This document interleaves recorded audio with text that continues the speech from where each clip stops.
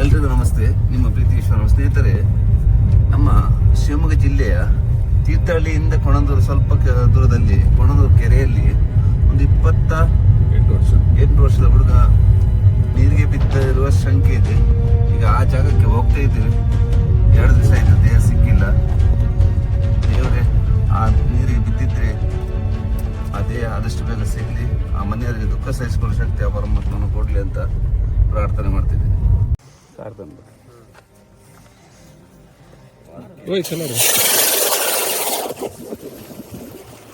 ಏನಂడి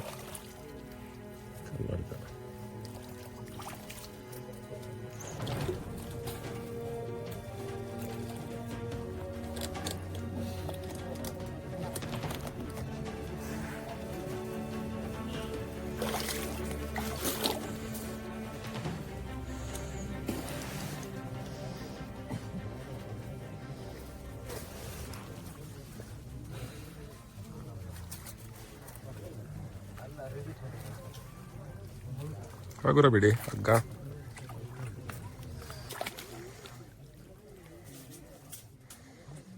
ಇಲ್ಲೇ ಇರ್ಬೇಕು. ಸ್ವಿಚ್ ಬೋರ್ಡ್ನ ಬರ್ತದೆ ನೋಡಿ. ಒಂದು ಅದಾಗೆ ಮೇಲೆ ಬರಬೇಕು. ಈಗ ನೀರಿಗೆ ಇರ್ತೀವಲ್ಲ,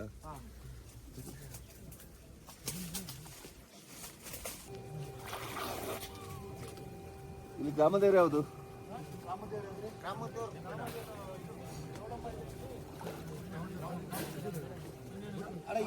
ಗ್ರಾಮದೇವ್ರ ಮನೆದ ಅಲ್ಲ, ಗ್ರಾಮದ್ದು ದೇವರು ಯಾವುದು? ಗ್ರಾಮದೇವ್ರ ಅಂತಾನೆ ಇದೆಯಲ್ಲ, ಗ್ರಾಮದೇವ್ರ ಚೌಡಿ ಮತ್ತೆ ರಣ ಅಂತ ರಮೇಶ್ವರ ಇದೆ. ಅದು ರಮೇಶ್ವರ ಕುಮಾರರಾಮನ ಹಬ್ಬ ಆಗುತ್ತಲ್ಲ, ಅದು ರಮೇಶ್ವರ ಕುಮಾರರಾಮ.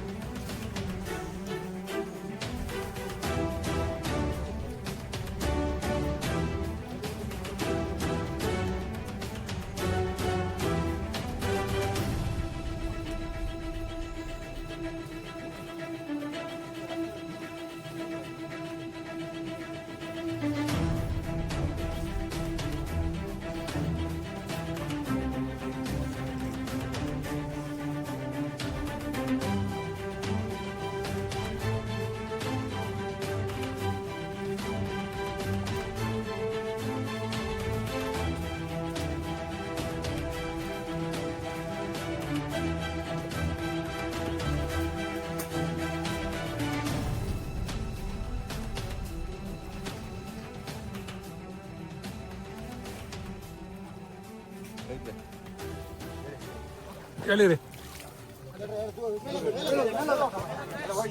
ನಿಲ್ಲಿ ನಿಲ್ಲಿ.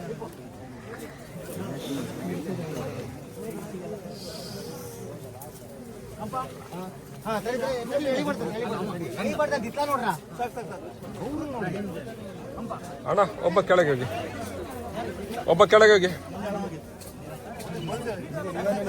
ಪೊಲೀಸ್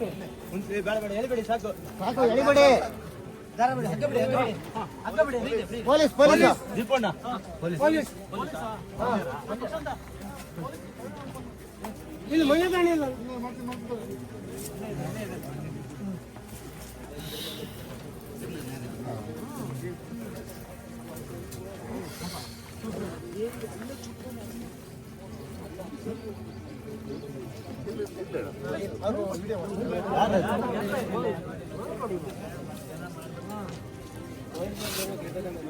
ಅದೇ ಸರಿ, ಅವ್ರು ಹೇಳ್ತಿದಾರೆ, ನಾನು ವಿಡಿಯೋ ಮಾಡ್ತಾರೆ ಕೂತ್ಕೊಂಡೆ. ಇಲ್ಲಣ್ಣ, ನೀರಿಗೆ ಬಿತ್ತಲ್ಲ, ಬೇರೆ ಬರೋದು ಉಂಟಾ ಅಲ್ಪೆ?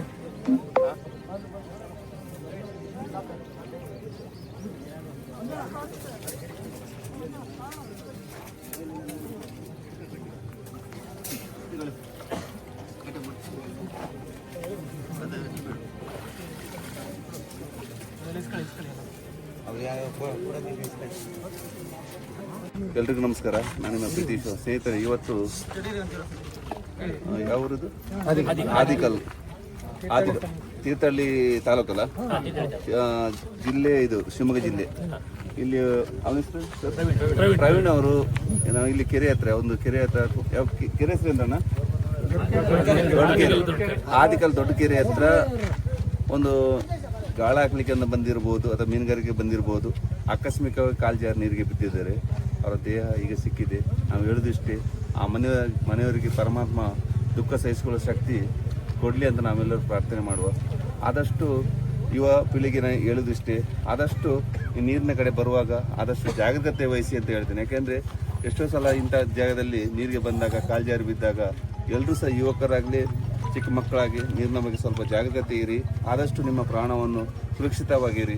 ಅದಲ್ಲದೆ ಸೆಲ್ಫಿ ರೀಲ್ಸ್ ಅಂತ ಯಾರು ಸಹ ಹೋಗಬೇಡಿ ಇಂಥ ಜಾಗಕ್ಕೆ, ನೀರಿರೋ ಜಾಗಕ್ಕೆ. ಯಾಕೆಂದರೆ ಈ ಘಟನೆ ಕೆಲವು ಕಡೆ ತುಂಬ ಕಡೆ ಆಗಿದೆ. ಅದಕ್ಕೋಸ್ಕರ ಹೇಳ್ತಿದ್ದೀನಿ, ಆದಷ್ಟು ಸುರಕ್ಷಿತವಾಗಿರಿ ಅಂತ ಎಲ್ರಿಗೂ ನಾನು ಕೈ ಮುಗಿದು ಹೇಳ್ತಾ ಇದ್ದೀನಿ.